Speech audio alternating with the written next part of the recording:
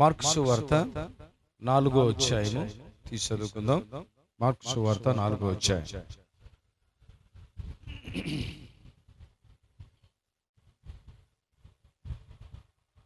Mark సువార్త 4.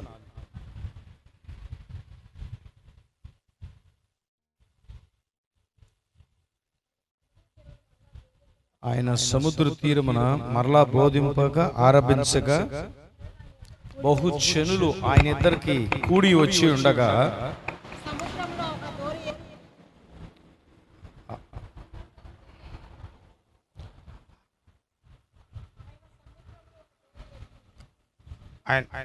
ఆయన సముద్రములోనికి లోపలికి పానించిన తర్వాత దోణి ఎక్కి ఆయన కూర్చుండి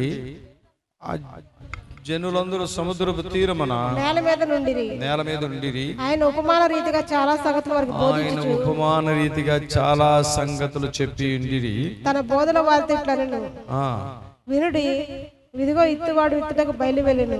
వినుడి, ఇత్తువాడు విత్తుటకు బయలువెళ్ళిడి. వాడు విత్తుచుండగా కొన్ని విత్తనములు త్రోవ పక్కన పడెను. కొన్ని విత్తనాలు ఎక్కడ పడినాయట? త్రోవ పక్కన. కొన్ని విత్తనాలు పక్షులు వచ్చి వాటిని మింగివేసాయి. చాలా కొన్ని మన్ను లేని రాతి నేలలు పడిన. అక్కడ మన్ను లోతుగా ఉండనందున ఎండ వచ్చినప్పుడు ఎండిపోయింది. మొలిచిన గాని సూర్యుడు ఉదయింపగానే అవి మాడి వేరులేనందున ఎండిపోయింది. కొన్ని గచ్చ పొదల్లో పడి ఆ గచ్చ పొదల్లో పడినటువంటి విత్తనాలు ఎదిగిని, కానీ ఆ గచ్చ పొదల మూలంగా అవి అణిచివేయబడ్డాయి. బట్ మన జీవితంలో, విశ్వాస జీవితంలో జీవిస్తున్నప్పుడు మనకు ప్రాముఖ్యంగా మన జీవితంలో సంఘమైన ఏదైనా సరే మన్ను ఎక్కువగా లేనందువలన ఎండ వచ్చినప్పుడు ఎండిపోయినాయి. ఇక్కడ చూసిన దేనికి సాదృశ్యంగా కనబడుతుందంటే, మన్ను అనగా మట్టి అంటే మనిషినికి సాదృశ్యంగా కనబడుతుంది. అంటే మట్టి నుంచి తీయబడ్డాడు మనుషుడు, మట్టి నుంచి తీయబడ్డాడు. మట్టి నుంచి తయారు చేయబడిన తర్వాత దేవుడు ఆయనకి జీవ ఆయువుని ఇచ్చాడు.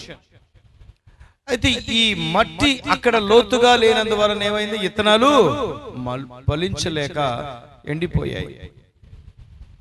కొన్ని విత్తనములు గట్టు నేల బండి, కానీ అక్కడ ఏమైనాయి అంటే పక్షులు వచ్చి ఎత్తుకెళ్ళినాయంట. పక్షులు అంటే ఈ పక్షులు అనే దాన్ని చూసినగా మనం గమనించినట్లయితే దుష్టులు అని చెప్పుకోవచ్చు. ఎందుకంటే ఇక వాడు ఫలిస్తాడు అనుకునే టయానికి మన చుట్టూ దుష్టులు జాయిన్ అయ్యి ఏం చేస్తారంటే వాళ్ళని తీసుకెళ్ళిపోతారు. ఎందుకని?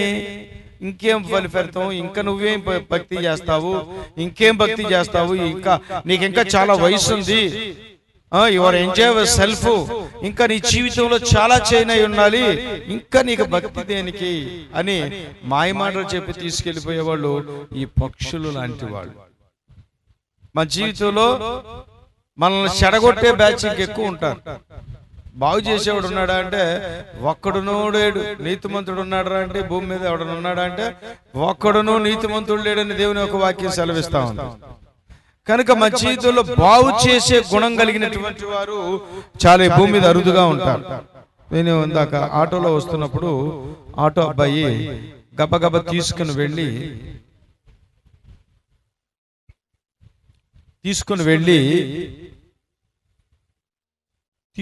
ఏం చేశాడంటే ఆయన మమ్మల్ని వేరే ప్రాంతం ఆపాడు.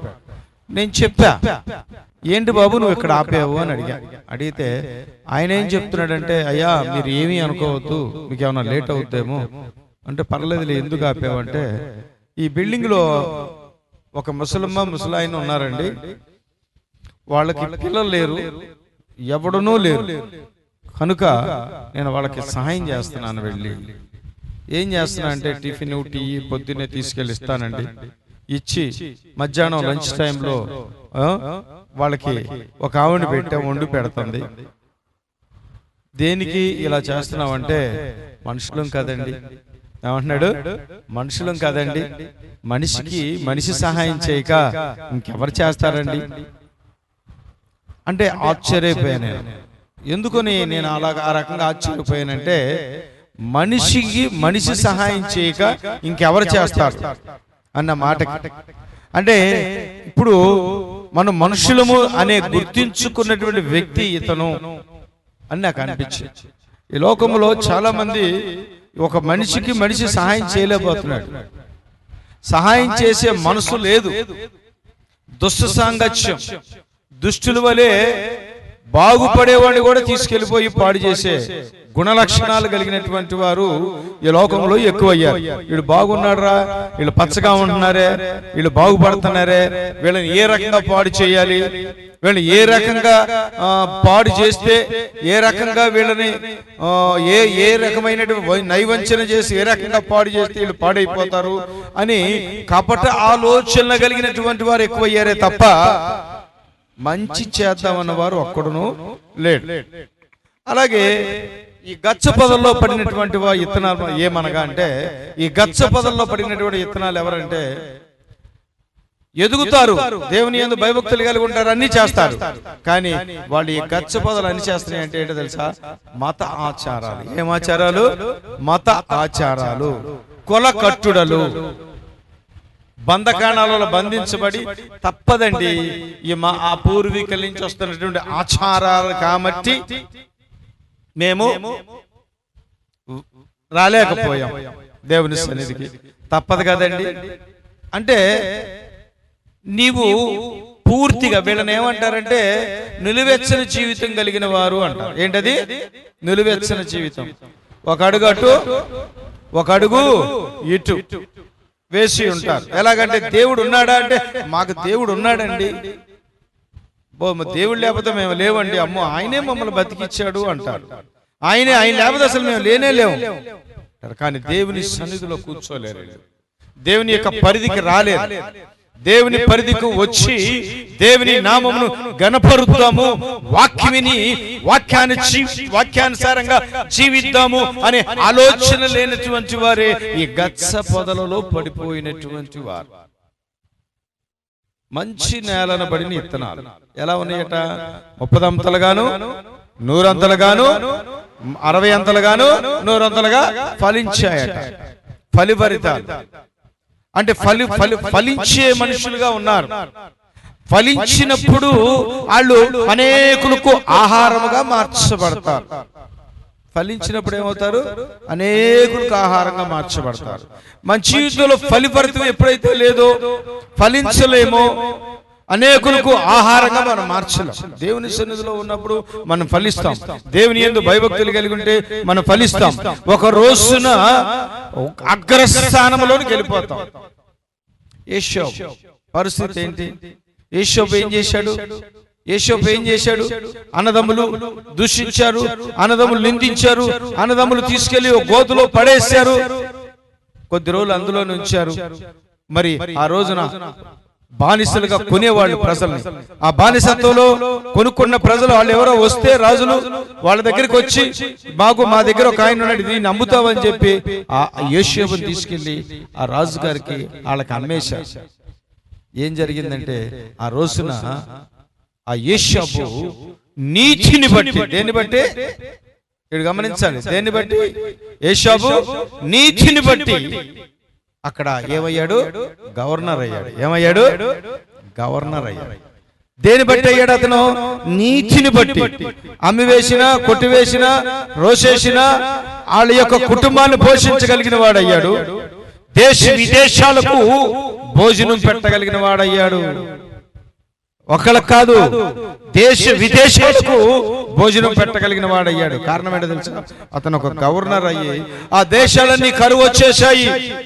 కరువుతో అలవటించిపోతున్నటువంటి ప్రాంతాలన్నీ కూడా ఆ యేషోబు ఉన్నటువంటి ఆ పరిసర ప్రాంత ఆ దేశానికి వచ్చి వీళ్ళు ఏం చేస్తున్నారు తెలుసా?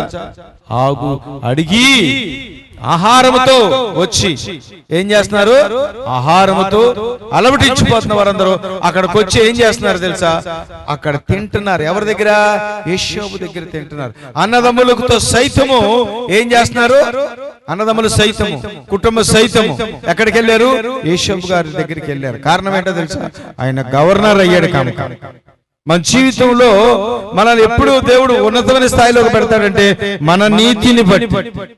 మనం ఎప్పుడైతే నీతి పునాదులు వేస్తూ దేవుడా ఎంత కాలము మాకు శ్రమ, నీతిమంతులు ఫలము అధికమవును. ప్రైజ్ ది లార్డ్, హల్లెలూయా. నీతిమంతులు, నీ పునాదులు ఎప్పుడైతే నీతి అనే పునాది వేసావో ఆటోమేటిక్ గా ఈ రోజున నీతిమంతుడు ఒక్కడు లేడు. కానీ నీతి పునాదులు అంటే వాట్ ఇస్ అంటే దేవుడు ఏమన్నాడు, నీవు నీతిమంతురాలుగా నీతిమంతుడుగా ఈ రోజు నుంచి నువ్వు చిత్రీకరించబడితే ఒక రోజున నీ ఫలము అధికమైపోతుందట. ప్రైజ్ గాడ్, హల్లెలూయా. ఎవరు ఊహించలేని స్థలంలోనికి దేవుడు తీసుకెళ్తాడు. చాలా మంది చాలా పల్లెటూరులో మగ్గిపోతూ ఉంటారు. చదువు ఉండి జ్ఞానం ఉండి అజ్ఞానులుగా మగ్గిపోతున్న చదువులో ఉండి వాళ్ళు మగ్గిపోయేవాళ్ళు లేరా? ఇప్పుడు ఉన్నారు. వాళ్ళలో ఏమి లేదంటే నాకు తెలిసి దేవుని అంటే భయం లేదు, నీతి లేదు. నీతిమంతులుగా ఉంటూ దేవుని యందు భయభక్తులు కలిగి ఉంటే, నేను ఇందాక అబ్బాయి గురించి చెప్పాను చూసారా, నేను మనిషిగా మనిషిని గుర్తించాను అని. ఆ మనిషిగా మనిషిని గుర్తిస్తే ఆ గుర్తించిన మనిషికి వెళ్ళి సహాయం చేస్తూ ఉంటే ఆ సహాయకర్త అయినటువంటి వాడు నీ గమనించి దేవుడు ఏం చేస్తాడు తెలుసా, ఒక రోజున వానికి సహాయం చేస్తాడు. ఆయన సహాయం చేసే దేవుడే తప్ప ఆయన ఎన్నడూ తోసివేసే దేవుడు కాదు. ఎందుకంటే ఈ విశ్వమును సృజించినటువంటి వాడు, ఆకాశములను భూమిని సృజించిన దేవుడిని మన జ్ఞానముతో మనం అనుకుంటాం మన జ్ఞానం మంది, నా కష్టం నాది. చాలా మంది ఏమనుకుంటారు తెలుసా, నా కష్టం నాది, నేను నా జ్ఞానంతో నా కష్టంతో ఇది చేశా, అది చేశా, ఇది సంపాదించా, అయి చేశా అనుకుంటూ ఉంటారు. Is the no more question. జ్ఞానమును ఇచ్చిన వాడు నువ్వు మర్చిపోతే, నీకు జీవాన్ని ఇచ్చిన వాడు నువ్వు మర్చిపోతే, నీకు ఆయుష్ను పెంచిన వాడు నువ్వు మర్చిపోతే, నీ రోగ శైత్యములో నుంచి లేపిన వాడు నువ్వు మర్చిపోతే, ఎవరో తెలుసా, ఆయనే సర్వోన్నతుడైన యెహోవా, సర్వశక్తి కలిగినటువంటి వాడు నిన్ను నీ కుటుంబాన్ని కాపాడుతూ, నీ కుటుంబానికి ఏ తెగులును రాకుండా నిన్ను కాపాడుతున్నాడే. నీ పంటలకు గాని నీకు గాని ఏ తెగులు రాకుండా. ఈ రోజున చాలా మందికి తెగుళ్ళు వస్తున్నాయి అంటే ఎవరి వల్ల వస్తున్నాయి? మన వల్లే వస్తాయి. ఎందుకని? మనం చేసుకున్న పనులను బట్టి, మనం చేసుకున్న విధానాలను బట్టి, మన బాడీ లాంగ్వేజ్ని బట్టి పోట్లాట్లు వస్తాయి. ఏమొస్తాయి? మన బాడీ లాంగ్వేజ్ని బట్టి పోట్లాట్లు వస్తాయి. బాబు ఇటు రానా అన్నావు అనుకో, అవతలోడికి స్పీడ్గా కనపడద్ది. అన్నావు అనుకో, ఏంటి ఇంత వరస్ట్ గా మాట్లాడుతున్నాడు ఈయన, ఇంత రౌడీసగా మాట్లాడుతున్నాడు ఏంటి అనుకుంటారు. అవునా? అలాగే పిలుపుని బట్టి, మనం ఇచ్చే రెస్పెక్ట్ ని బట్టి, మనం ఇచ్చే గౌరవాన్ని బట్టి ఎదుటివాడు మనకి రెస్పెక్ట్ ఇస్తాడు. రెస్పెక్ట్ ఇవ్వం, పిలిచే పిలుపుని అంగీకరించాం, ఇష్టపడం. మన లోపల ఎవడో ఇంకొకడు చేరాడని అర్థం. వాడెవడు?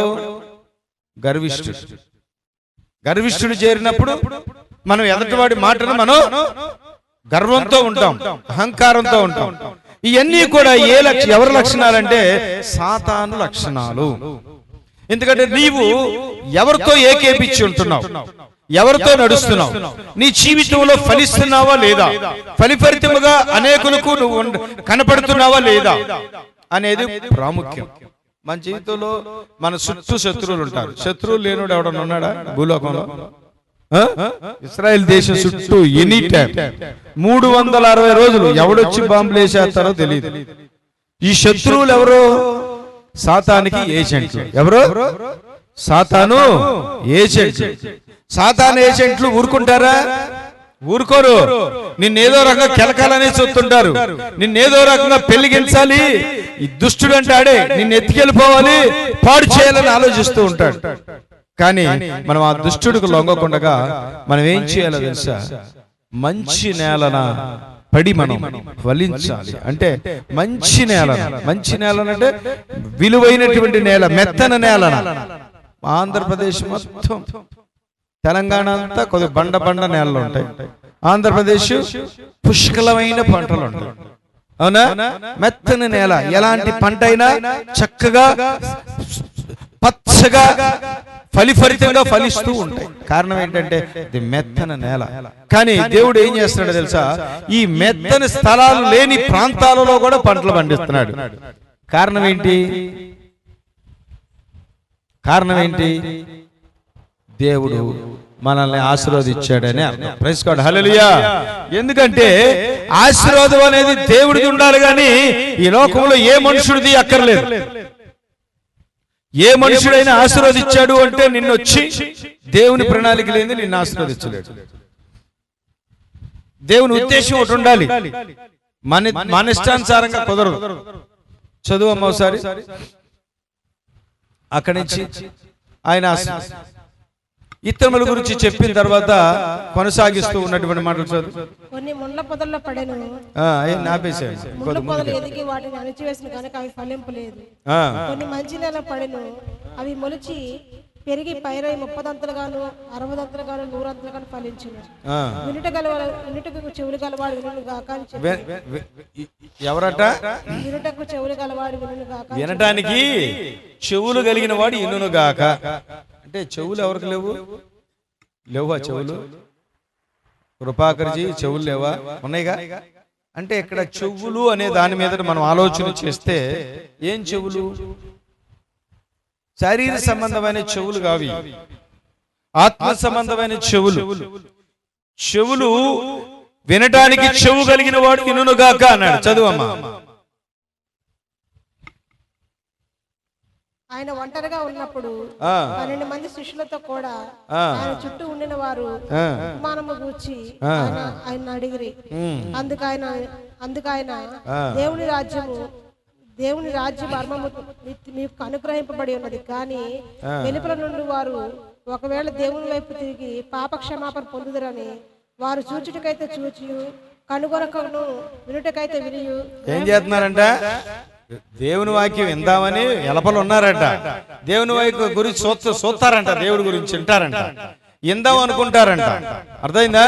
వింటారంట, కానీ తర్వాత వినుటకైతే వినియు గ్రహింపకయు వినుటకును అన్ని ఉపమాన రీతిగా వారికి బోధింపబడుచున్నవని.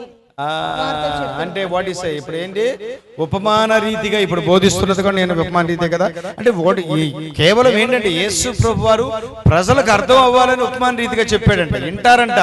చాలా మంది వస్తారు. ఇక్కడ మనం ప్రార్థన పెట్టామనుకో పబ్లిక్ రోడ్ లో, చాలా మంది వస్తారు, వింటారు.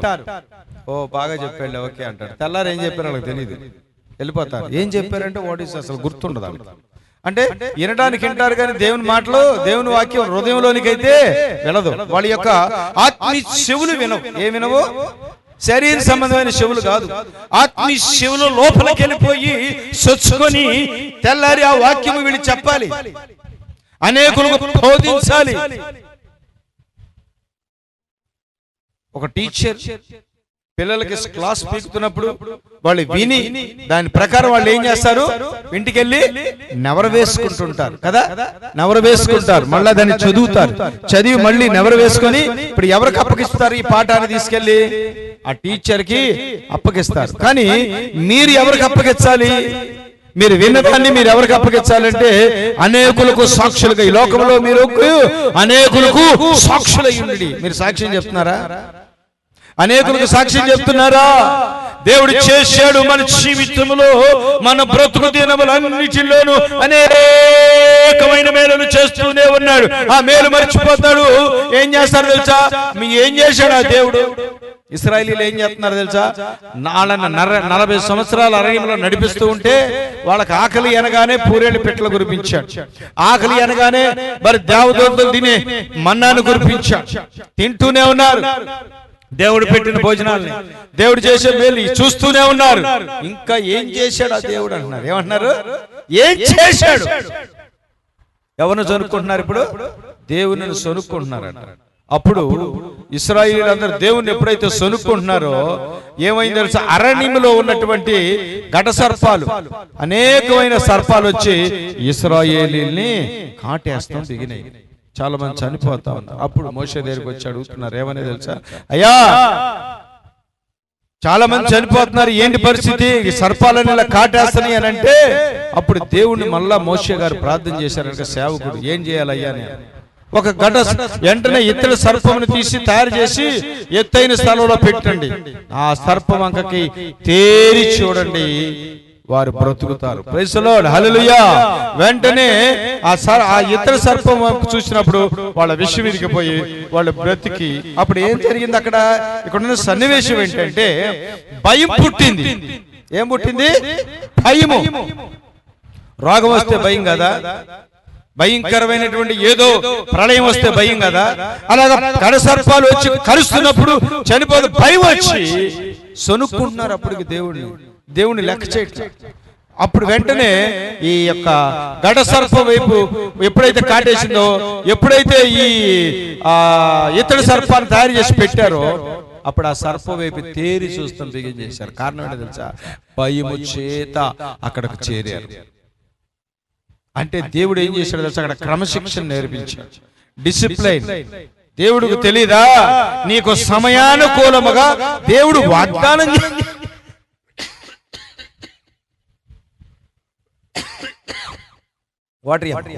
చేశాడు. ఏమని? నేను పాలు తేనెలు ప్రవహించే పట్టణంలోనికి తీసుకెళ్తానని. ఎవరిని? ఇశ్రాయేలీయులను. వాగ్దానం అంటూ దేవుడు చేస్తే ఆయన నిన్ను విడిచిపెట్టే దేవుడు కాదు. దేవుడు నిన్ను దీవిస్తాను అని వాగ్దానంలోనికి నిన్ను నిలబెట్టి కూడా ఆహారం పెట్టట్లేదు అంటే దేవునికి వ్యతిరేకంగా ఉన్నావు అని అర్థం. అంటే నేను ఎప్పుడు వ్యతిరేకంగా లేనండి. దేవుడు అంటే భయం అండి. దేవుడు అంటే నేను చాలా నిరీక్షణ కలిగి ఉన్నానండి. Is no more question. నిరీక్షణ వేరు, భయభక్తుల వలె ఉండటం వేరు, నీ ఆంతర్యములో లోపల నుంచి వచ్చే భయము వేరు. లోపల భయం ఉంటే అంగలారుస్తావు. దేవుని సన్నిధిలో ఒక్క క్షణమైన గడపాలనుకుంటావు. అంగలార్చి యెహోవా దేవాది దేవుడైనటువంటి సర్వశక్తి కలిగిన వాడా, నన్ను ఈ విషయంలో కాపాడావు, ఆ విషయంలో కాపాడావు, ఫలానా విషయంలో కాపాడావు, కనుక ప్రభువా మరొక సమస్య నాకు ఎదురుగా ఉన్నదే. ఆ సమస్యలో నుంచి నువ్వు విడుదల చేయలేవా? నువ్వు సహాయం చేయలేవా? నువ్వంటూ తెలుసుకుంటే లేని దానిని ఉన్నట్టుగా చేయగలిగినటువంటి సర్వశక్తి కలిగిన వాడు కదా, నువ్వు నాకు సహాయం చేయవా అని అడుగుతావు. ఎప్పుడు? నీ లోపల దేవుడు ఉంటే, నువ్వు లోపలికి దేవునిని ఆహ్వానిస్తే. మనం ఆహ్వానించాం, లోపలకి దేవుడు ఉన్నాడు, పైకి మాత్రం దేవుడు ఉంటాడు. దానిలో ఏమంటారు తెలుసా? వేషధారులు అంటారు. వేషధారణ భక్తి. దైవ సంబంధమైన ఆకాంక్షని లోపల ఉన్నప్పుడు భయము కలిగి దేవుని సన్నిధికి వచ్చి మోకరించి అంగలారుస్తూ భయముతో, అయ్యా సృష్టికర్త అయిన దేవా నాకు సహాయం చేయి. దేవుడా ఉన్నాడు, నువ్వు అడుగు నేను ఇస్తాను, నువ్వు తట్టు నేను తలుపు తెరుస్తాను అంటున్నాడు. నువ్వు తట్టవే, నువ్వు తలుపు తెరవమని అడగవే, ఎవరినో అడుగుతావు. అయ్యా కొద్ది ప్రార్థన చేయండి, అయ్యా లంచం ఇస్తావు. లంచం అంటే నేను దశభాగం ఇస్తున్నాగా ప్రార్థన చేయి, నీ కానుకలు ఇస్తున్నాగా ప్రార్థన చేయి, నీ చర్చికి ఫ్యాన్లు ఇచ్చాగా ప్రార్థన చేయి, నీ చర్చి గోడలు నేనే కట్టించాగా అది ప్రార్థన చేయి. సేవకుడు అంటే దేవునికి మనుషులకు ప్రతినిధి అయినప్పుడు ఆ సేవకుడుకు నువ్వు లంచాలు ఇచ్చాననుకో, నువ్వు ప్రార్థన చేయమన్నావేమో, అతను చేస్తాడు. కానీ ఒక రోజున నీ హృదయంలో నుంచి నువ్వు వచ్చి నువ్వు కూడా అడిగితే, ఆయనతో పాటు ఏకేపిస్తే, అప్పుడు దేవుడు నీకు మేలు చేస్తాడు. అంతేగప్ప మేలు చేసి మేలు చేస్తాడు ఫలానా వాడు అని శారీరక సంబంధమైన మేలు వేరు, దేవుడు ఆత్మ సంబంధమైన మేలు వేరు. దేవుడు ఆత్మస్వరూపుడైనాడు, నిన్ను గమనిస్తున్నాడు, నన్ను గమనిస్తున్నాడు, మన మాటలు మన ప్రవర్తన ప్రతిదీ గమనించేవాడు దేవుడు. ఆయన సర్వోన్నతుడు. ఆయన ఏమనుకుంటున్నాడంటే నువ్వు ప్రతిరోజు ఏమి మాట్లాడుతున్నావని నిన్ను గమనిస్తున్నాడు. నీ కోసం ఒక చిట్టా ఉంటుంది, ఒక చరిత్ర, ఒక పుస్తకం ఉంటుంది. నువ్వు అనుకుంటావు నాకు ఏమీ లేదు, నువ్వేం అసలు కంప్యూటర్లో ఫీడ్ అయి ఉంటుంది అనుకో, అవునా? మరి అక్కడికి వెళ్ళగానే నీ పేరు కొట్టి, ఇప్పుడు మన ఆధార్ కార్డు పెట్టి కొట్టారు కదా, పెట్టారు కదా ఇప్పుడు కొత్త సిస్టాలన్నీ. ఆధార్ నెంబర్ కొడితే నీ మీద ఎన్ని కేసులు ఉన్నాయి, అవునా? నీ ఈ బండి పేరు బండి నెంబర్ కొడితే ఈ బండి మీద ఎన్ని కేసులు ఉన్నాయి, డేటా మొత్తం ఈ కంప్యూటర్లో ఇక్కడే ఇన్ని చట్టాలు ఉంటే, ఈ మనుషుడికే ఇంటి జ్ఞానం ఉంటే, ఈ సర్వశక్తి కలిగిన దేవుడు మహోన్నతుడు నీ చిట్టాలు ఆయనకు తెలీదా? ఊరిన అలా ఆయన చేసి నువ్వు పలానా రోజులు టైమింగ్ డేటు నువ్వు అన్న మాటలు నీ స్క్రీన్ నీ బతుకంతా స్క్రీన్ మీద కనపడతా ఉంటుంది అక్కడ. ఎవరిని ఇదిగో ఇలా అన్నాడు, ఇలా అన్నావు, ఇలా చేసావు చూసుకో. నీ చిట్ట up to date any time దేవుడి దగ్గరికి వెళ్తాను. నువ్వు అనుకుంటావు నన్ను ఎవడు చూస్తలేదులే, ఇట్స్ నో మోర్ క్వశ్చన్. కానీ దేవుడు నీకు కాపలు పెట్టాడు. ఎవరినో తెలుసా? దేవదూతలని. ఎవరిని? దేవదూతలను కాపలా పెట్టాడు. వీళ్ళు దేవదూతలు ఏం చేస్తారు? బాబు వీళ్ళు సరిగ్గా పని చేయట్లేదని కొన్ని దురాత్మ దూతలు ఉంటాయి కదా, వాళ్ళకి అప్పగిస్తాడు. రోగాలు, లేకపోతే సమస్యలు, పోట్లాట్లు, ఇరుకులు, ఇబ్బందులు, మన పిల్లలు పాడైపోవటం, మనకు తెలియకుండానే మన ఇంటి మీద గొడవలు రావట్లు, మనం నీతిగా బతుకుతున్నా కూడా వస్తున్నాయి. అయ్యా ఏంటి పరిస్థితి అంటే, ఇంకొక మాట ఉంది బైబిల్లో, నీతిమంతుడుకు అనేకమైన శ్రమలు కలవు, ఏమి ప్రైజ్ ది లార్డ్ హల్లెలూయా. అయ్యి గాలి వలె వస్తే గాలి వలె కొట్టుకుపోతాయి. ఎందుకని? మనం నీతిమంతులుగా ఉంటే మన నీతి మనకు అక్కర వస్తుంది, మన మాట మనకు అక్కడికి వస్తుంది. అంతేగాని మనం ఎంతసేపు కూడా దేవుడా దేవుడా అంటూ ఏమి దేవుడు హృదయంలో దేవుడు లేకోకడుగా దేవుడు చూసుకుంటాడంటే కుదరదు. దేవుడు రోజు చూస్తున్నాడు నిన్ను, నీ చిట్టా మొత్తం రోజు రాస్తున్నాడు. నీ చిట్టా అంటే నా చిట్టా కూడాను, ప్రతివాడి చిట్టా, ప్రతివాడు బాలు దగ్గర నుంచి మన చిట్టా ఉంటుందట. ఎప్పటి నుంచి? బాలి దినం నుంచి. ఆ రోజు దేవుడు తీర్పు రోజున నీ బాలి దినం అప్పుడు నీకు జ్ఞానం వచ్చినప్పుడు ఇలా నొక్కుతాడు. నువ్వు పలానా రోజును ఏ రకంగా చేసావు తప్పు చూడు, అక్కడ ఒప్పుకోవాలి. అవును చేశాను, నేను చేయలేదంటే కుదరదు.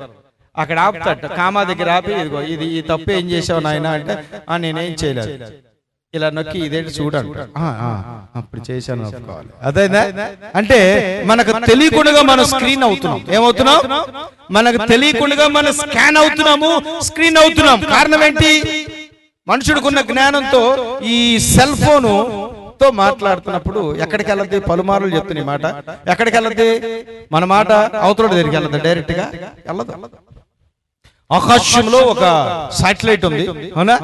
ఆ శాటిలైట్ దగ్గరికి వెళ్ళి అక్కడి నుంచి అవతలకి వెళ్ళాలి. అంటే ఆ శాటిలైట్ లేకపోతే అవతలకి వెళ్ళదు, అవునా? మరి అలాంటప్పుడు మనందరినీ సృష్టించినటువంటి శాటిలైట్ ఎవరు? యెహోవాయే నా కాపరిగా నాకేమీ కొదువగును, నాకేమీ కొదువగును. పచ్చి పగల చోట్లయు నన్నాయనే పరుణ చేయును, శాంతియుగమైన జలముల యొద్ద, శాంతియుగమైన జలముల యొద్ద నన్నాయనే నడిపించు. హల్లెలూయా. అంటే యెహోవాయే మనకి కాపరి. హల్లెలూయా. యెహోవా ప్రతిదీ గమనిస్తూ ఉన్నాడు. ఆయన ఒక ఏజెంట్లు దూతలను పెట్టాడు మనకు పరిచర్య చేయడానికి. మన ఆలోచనలను, మన తలంపులను ప్రతి క్షణము రాయటానికి ఆయన ప్రత్యేకమైన వ్యక్తులు మన కోసం ఉంచాడు. కారణం ఏంటో తెలుసా? ఆయన సర్వశక్తి కలిగిన దేవుడు. ఆయన నిన్ను నన్ను గమనిస్తున్నటువంటి వాడు. అంతేగాని కేవలం నేను నేనే అనుకుంటే కుదరదు. నువ్వు నీవే అనుకున్నావంటే నువ్వు దేవునికి వ్యతిరేకించబడినటువంటి దూతతో ఉన్నావు అని అర్థం. వ్యతిరేక స్వభావం కలిగిన వాడితో తిరుగుతున్నావు. నీ ఆలోచనలన్నీ వ్యతిరేక స్వభావం కలిగినటువంటి వాడు. అదే మాట రాయబడింది కీర్తన మొదట్లో. ఏమో తెలుసా? దుష్టుల ఆలోచన చొప్పున నిలవక, అపహాసులు కూర్చున్న చోట కూర్చుండక. నీ ఆలోచనలు ఎవరి దగ్గర ఉన్నాయి? ఏ ప్రజలతో ఉన్నావు? ఏ ప్రాంత ప్రజలతో ఆలోచిస్తున్నావు? ఆలోచించుకో. ఈ యొక్క మధ్యాహ్న కాల సమయంలో మోకరించి ప్రార్థన చేసేటప్పుడు నీ హృదయం అనే ఆలయంలో ఎలాంటి విత్తనాలతో నేను నింపబడి ఉన్నవి? యేసు ప్రభు అంటున్నాడు, విత్తనములు ఎత్తువాడు ఎత్తుకుంటూ పోతున్నాడు. కొన్ని మంచి నేలలు పడి, కొన్ని చెడ్డ మొక్కలు ప్రాంతంలో పడి.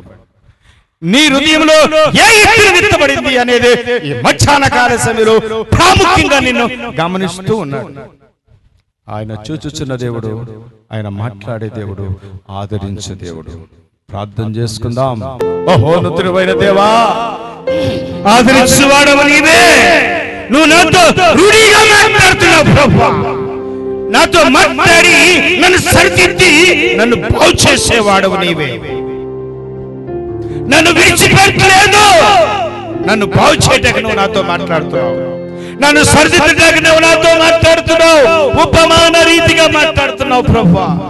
నాకు సహాయం చేయి.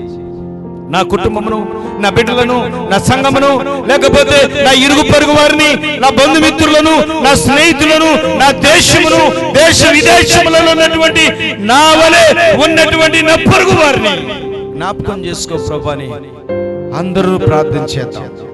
జీవం కలిగిన దేవానికి స్తోత్రం. నీ పిల్లలు ఏ రకంగా అయితే నీ పొరుగు వాడికి సహాయం చేయాలని ఫలిఫలితంగా బయలుదేరి వెళుతున్నారు, ఏ శోభకైన నీతి రాజ్యముని ఏ రకంగా స్థాపించాడో ప్రభువా, ఫలించాలని ఆకాంక్షతో నీతిని ఎప్పుడైతే స్థాపిస్తారో వాళ్ళందరూ ఫలిస్తారని మీ వాక్యం సెలవిస్తుంది.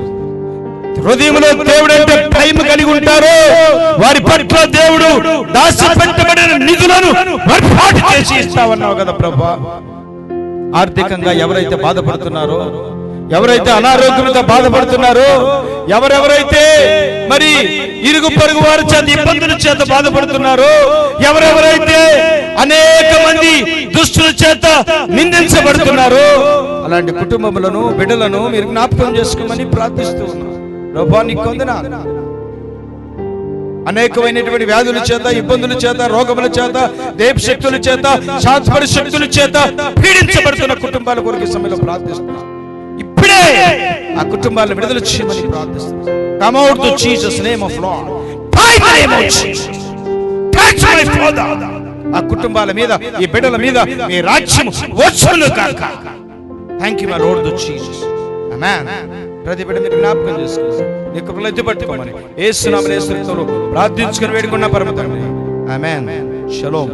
మీ అందరికీ షలోమ్. Praise lord. షలోమ్.